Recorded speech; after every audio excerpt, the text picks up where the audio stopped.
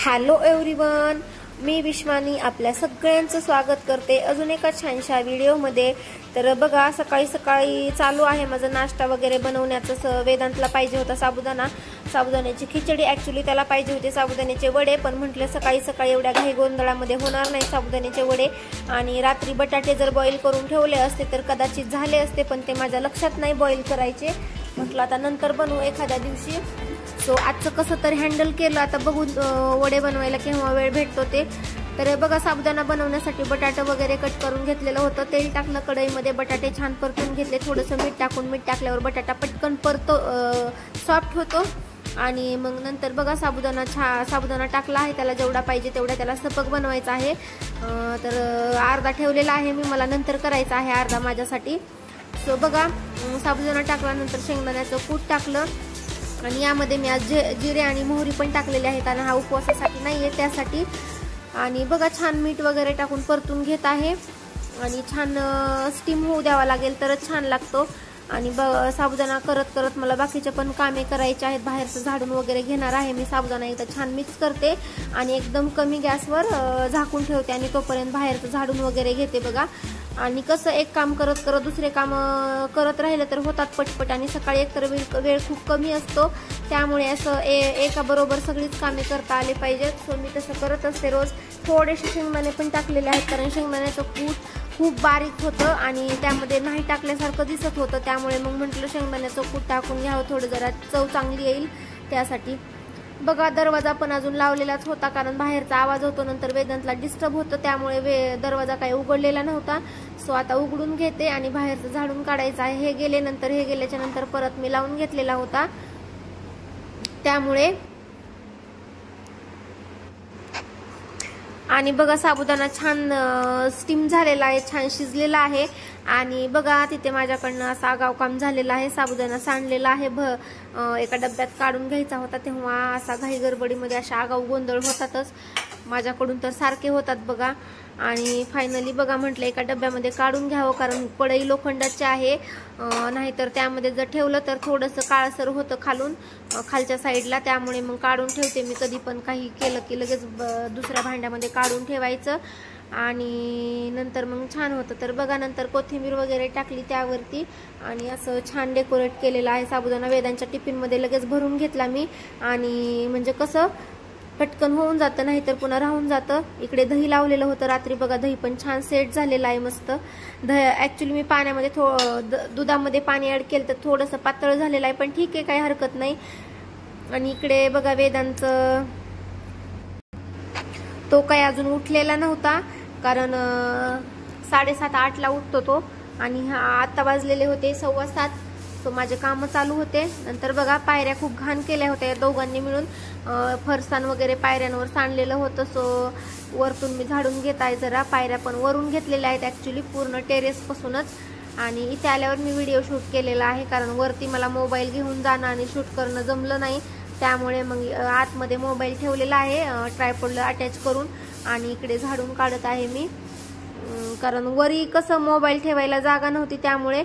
नंतर बघा, माझी आंघोळ वगैरे झालेली आहे आणि नंतर मेकअप करून घेत आहे, बॉडी लोशन लावून घेत आहे, कारण मला सवय आहे रोज बॉडी लोशन लावण्याची आंघोळ वगैरे झाल्याच्या नंतर, नाहीतर खूप असं ओढल्यासारखी होते स्किन, त्यामुळे बघा हातांना आणि गळ्याला लावून घेते पूर्ण। छान वाटतं असं लोशन लावल्यावर रोज, नाहीतर कसं खूप असं रफ झाल्यासारखं होतं आणि काहीतरी असं विसरल्यासारखं वाटतं। सवय असल्यामुळे तसं वाटतं, ज्यांना सवय नाही त्यांना ठीक आहे। अगोदर मी वापरत नव्हते, आता मला पण सवय लागलेली आहे कंटिन्यू, म्हणजे हिवाळ्यामध्येच अगोदर मी यूज करायचे, पण आता कंटिन्यू वापरते, मला सवय झाल्यामुळे असं नको वाटतं, काहीतरी विसरल्यासारखं वाटते त्यासाठी बघा।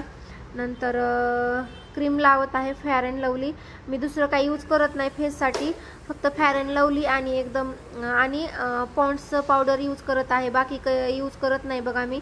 एकदा बाकीच्या क्रीम पण यूज करून बघितल्या होत्या, पण मला काही सूट झाल्या नाहीत त्या।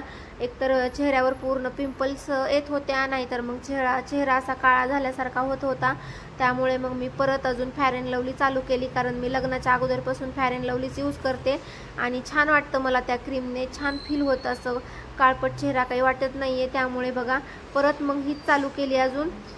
बऱ्याच अशा वेगवेगळ्या क्रीम ट्राय करून बघितलेल्या आहेत, पण माझ्या चेहऱ्याला सूट झालेल्या नाहीत.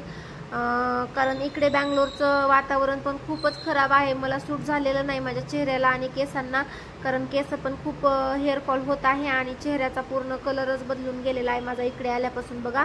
आणि कलर तर झाला पण पिंपल्स पण खूप येत आहेत.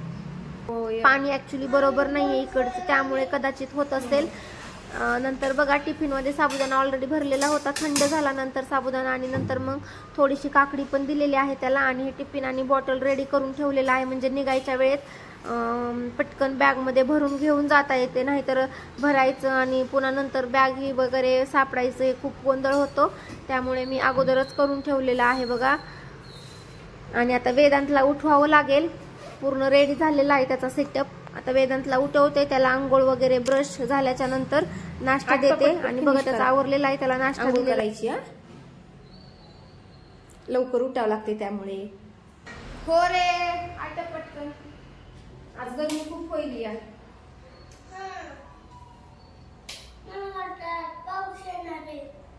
येईल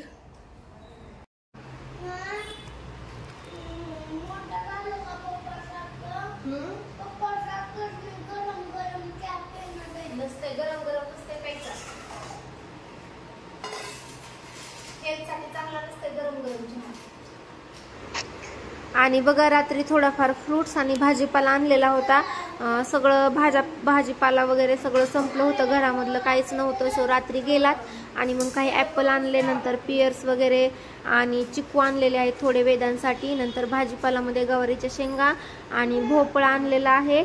सो रात्रीच ते मी धुवून ठेवलेलं आहे, डब्यामध्ये वगैरे भरून ठेवायचं बाकी होतं. म्हटलं सकाळपर्यंत पाणी पूर्ण ड्रेन आउट होईल म्हणून ठेवलं होतं बघा.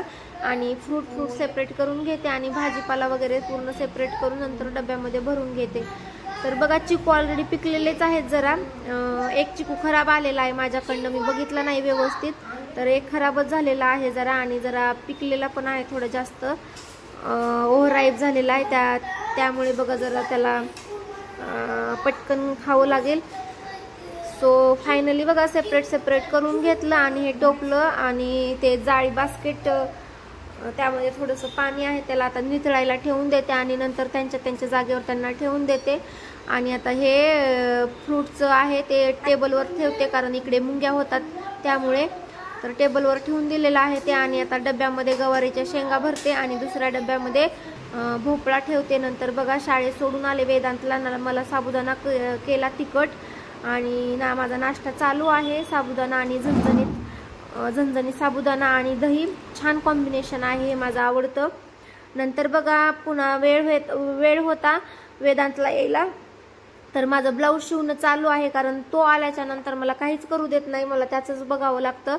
सो मग माझा वेळ होता, म्हटलं चला 5-6 दिवस झालं माझा ब्लाऊजचा राडा चालू आहे, पण ब्लाऊज काही कम्प्लीट होत नाही. तर म्हटलं चला आज वेळ आहे, वेदांत येईपर्यंत रेडी करून घ्यावं. सो बसले आणि मग कसं तरी कम्प्लीट होत आहे बघा. त्या दिवशी मी शिवलं होतं, फक्त फ्रंट साईड शिवलेला होता, बॅक साईड आणि स्लीव्ज अटॅच केलेल्या होत्या एकमेकांना, फक्त डिझाईन बाकी होती स्लीवची. आणि बघा वेदांत आता जस्ट स्कूलमधून आलेला आहे, मी त्याला घ्यायला गेले होते आणि आणलेला आहे बघा आता. आणि आता माझं ब्लाऊज कम्प्लीट झालेलं आहे शिवून, पूर्ण बॅक नेक, फ्रंट नेक आणि स्लीव्ज पूर्ण अटॅच करून पण झालेलं आहे बघा. बोटनेक बनवलेला आहे असा, आणि इथे असे लिप्सचे शेप करून लावलेले आहेत पॅचमध्ये. आणि इकडे अशी पूर्ण लेस वगैरे बसवलेली आहे. आणि इथे हे छोटेसे आपले गुंडे बसवलेले आहेत लटकन, जास्त मोठे केलेले नाहीत मी, कारण मला छोटे छोटेच पाहिजे होते, एवढ्यापुरतेच फक्त. सो त्यासाठी. आणि स्लीव्जला पण अशी डिझाईन केलेली आहे.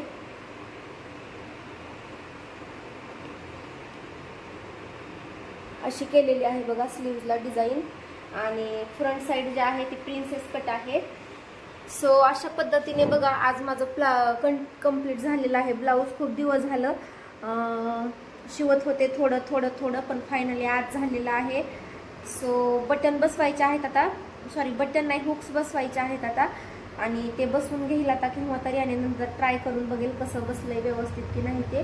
आणि काय मग लूज वगैरे झालं तर परत टिप मारता येतील. सो चला फायनली कम्प्लीट झालं. खूप दिवस चालू होता या ब्लाऊजचा गोंधळ. आणि आता जरा रिलॅक्स वाटते, कारण नको शिवायचा खूप कंटाळा येत होता त्यामुळे. सो चला आता जेवण वगैरे करून घेते आणि नंतर बोलते. आणि नंतर बघा 2-3 दिवस झालं कपडे फोल्ड करायचे तसेच होते, चेअरवर ठेवलेले. 3 दिवस झालं मी कपडे काही फोल्ड केलेले नाही, तसेच बाहेरून काढून आणायचे आणि तसेच चेअरवर ठेवायचे. सो तसेच राहत 3 दिवस झाले, त्याच्याकडे काही बघणं झालंच नाही.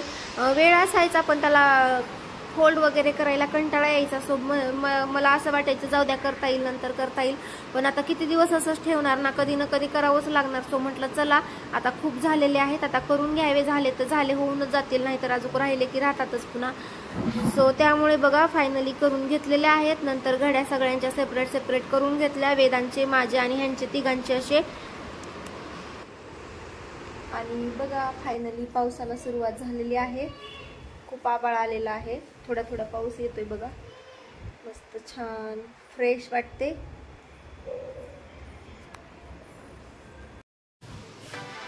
आणि बघा एवढी हवा सुटली होती भयानक, असं पावसासारखंच वातावरण झालं होतं बघा. झाडे वगैरे खूप हालत होते आणि मस्त फ्रेश वाटत होतं. अक्षरशः मस्त असं वाटायचं गच्चीवर जावं.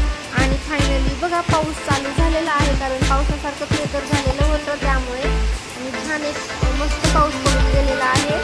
2-4 दिवस झालं पाऊस नव्हता आलेला, आज आलेला आहे. ते बघा मस्त छान गार वाटत आहे. इकडे पण बघा.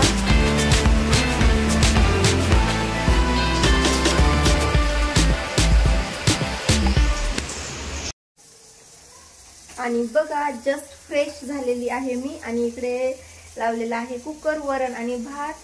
इकडे ठेवलेला आहे पीठ मळून. शेंगा निवडायच्या बाकी आहेत अजून, आता त्या स्वयंपाक वगैरे झाल्याच्या नंतर निवडणार आहे.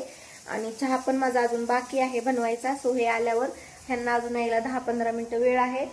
सो नंतर होईल चहा पण आणि स्वयंपाक होऊन जाईल माझं तोपर्यंत, हे येईपर्यंत. सो चला आजचा व्हिडिओ इथेच एंड करते आणि भेटूया पुढच्या व्हिडिओमध्ये. तोपर्यंत बाय अँड टेक केअर.